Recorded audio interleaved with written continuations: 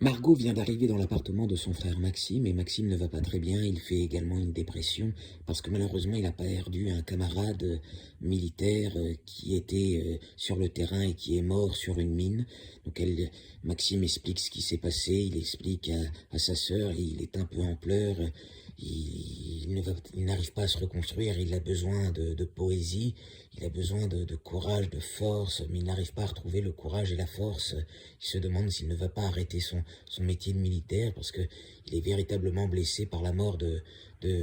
ce camarade qui était un véritable ami. Et puis il n'en peut plus de toutes ces guerres, de ce terrorisme qui dévore et qui détruit des troupes et qui détruit le moral des enfants.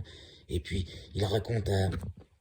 à Margot qu'il a rencontré une jeune femme qui était à Paris lors des attentats et que cette jeune femme a terriblement souffert et qu'elle n'arrive plus à prendre le bus, elle n'arrive plus à aller au théâtre, elle n'arrive plus à aller au cinéma. Ils se sont rencontrés lors d'une thérapie en groupe où plusieurs personnes parlent de leur peur des attentats. Donc Maxime explique qu'ils sont en train de faire une thérapie pour essayer de se réparer et de réapprendre à vivre et que le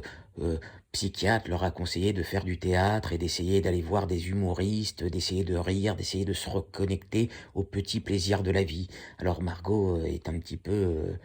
perdue, elle sait pas comment réconforter son frère, elle lui dit bon écoute, on va aller dans une très bonne boulangerie, je viens de voir qu'un boulanger pâtissier faisait sur Instagram de la publicité pour ses nouvelles pâtisseries, ça a l'air divin, il y a une sorte de framboisier avec du chocolat, ça va te remonter le moral, et puis on ira au cimetière déposer une fleur pour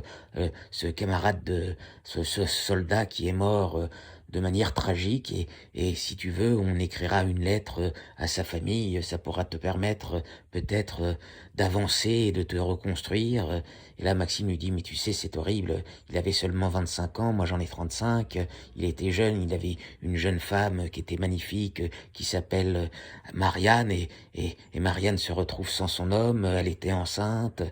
Alors Margot, là, elle se met à pleurer, elle dit, oui, ben, je sais pas quoi dire,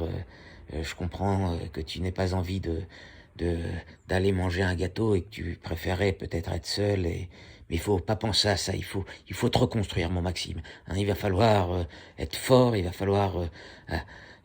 ne pas te laisser abattre et ne te laisse pas dévorer, ne te laisse pas détruire, essaye de retrouver des forces, on va aller voir tes copains, on va aller faire un billard, on va essayer de s'amuser, on va essayer de se reconstruire, il faut vivre.